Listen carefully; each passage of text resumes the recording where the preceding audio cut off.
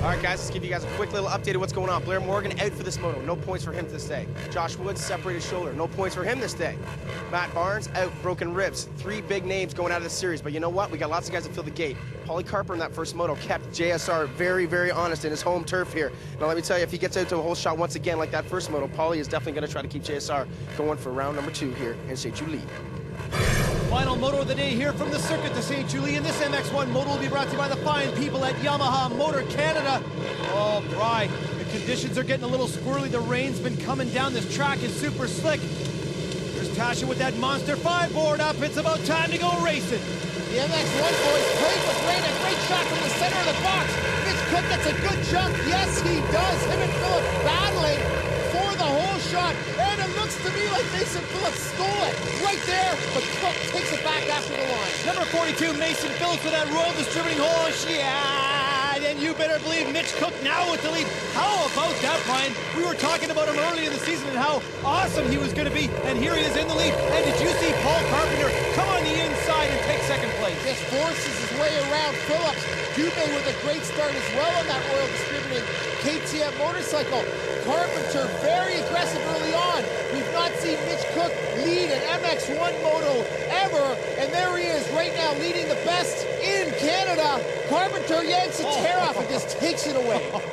We talked about the rain, Brian, how slick this track is, but we're still seeing some loose stuff that's dry on the outside. Look at Carpenter with an inside line. Cook going really wide. Mason Phillips up the middle for third. And look at Carpenter going side to side. Mitch Cook with that lifter's got the lead. Good traction down at the bottom of the off-camber. Cook found it. Carpenter got hung up. That is a tricky part of the track. Now, Mitch Cook back in the lead, Travs.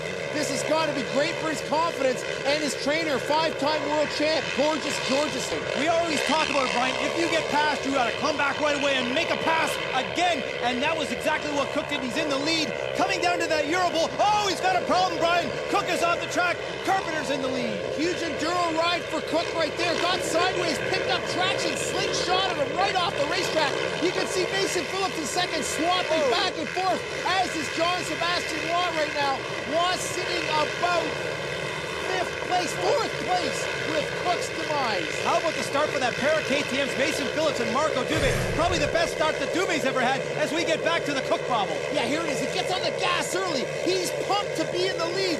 Just gets sideways. The bike hooks up and drives him straight off the track. He's in the rhubarb. He's on a little 6-day mission. We'll see what he's made of on the comeback. You're probably right about that. A little nervy. He's in the lead all of a sudden. Guys with a little more experience are going to be a little smoother through that section. Mason Phillips in second place.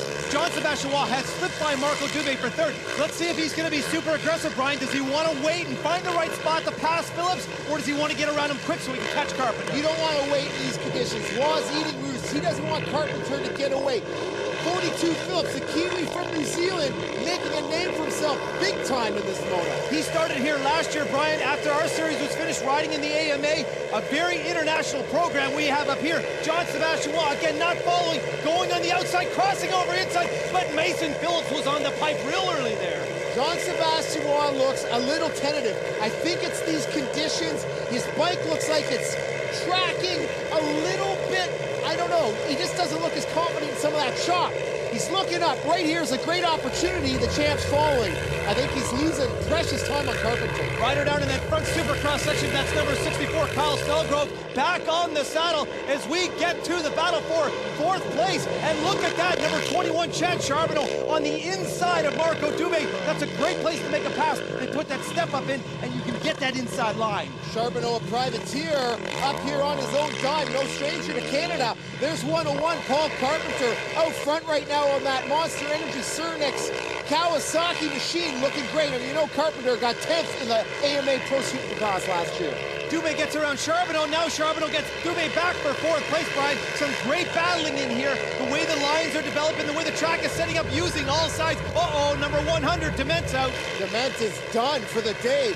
Most impressed with his teammates, though, Phillips and Dubé in this moto.